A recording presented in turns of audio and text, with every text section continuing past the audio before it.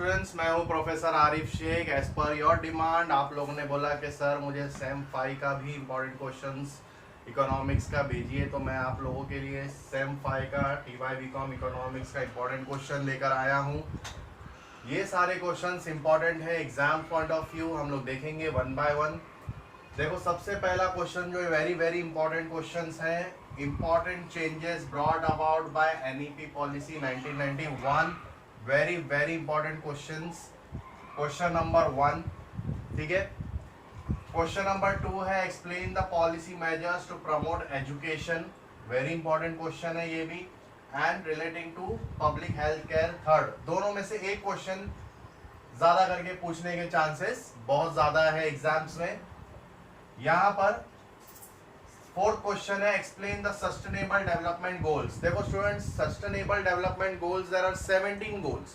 उस 17 गोल्स में से वो लोग कोई भी एनी 7 गोल्स, एनी 8 गोल्स पूछ सकते हैं आप लोगों को, ठीक है। तो मेक इन इंडिया पॉलिसी, ये शॉर्ट नोट्स में आने के चांसेस है। एंड टाइप्स ऑफ FDI, ये क्वेश्चंस भी इंपॉर्टेंट है। तो यहाँ पर ये 6 क्वेश्चंस आप लोगों का मॉड्यूल 1 में इंपॉर्टेंट क्वेश्चन है। ये 6 क्वेश्चन तक आपका मॉड्यूल 1 बहुत इंपॉर्टेंट है, ठीक है स्टूडेंट्स।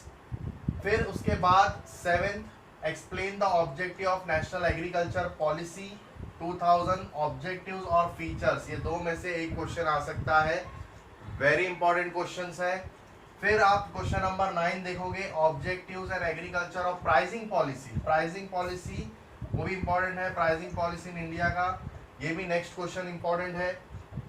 उसके बाद classifications of agriculture finance, that question is also very very important.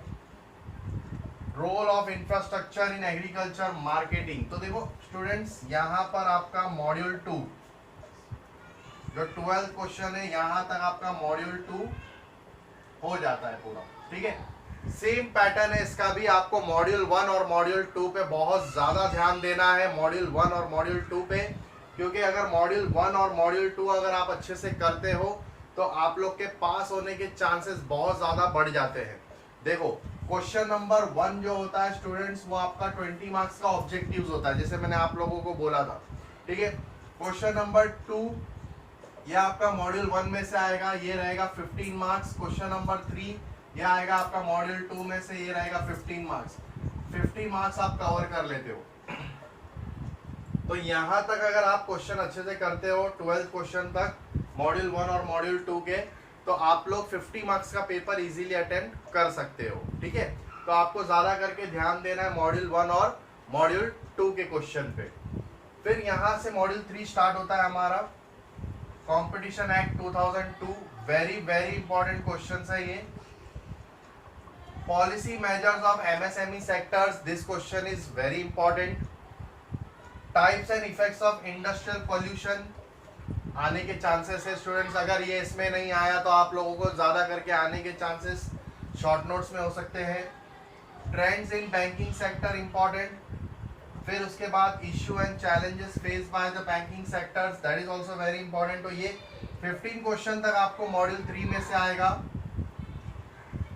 और उसके बाद जो ये नीचे के 3 क्वेश्चन दिया हूं मैंने, वो मॉड्यूल 4 में से है। तो इस तरह से अगर आप प्रॉपरली मॉड्यूल वाइज जाओगे तो प्रॉपरली अटेम्प्ट कर सकते हो पूरे क्वेश्चंस को।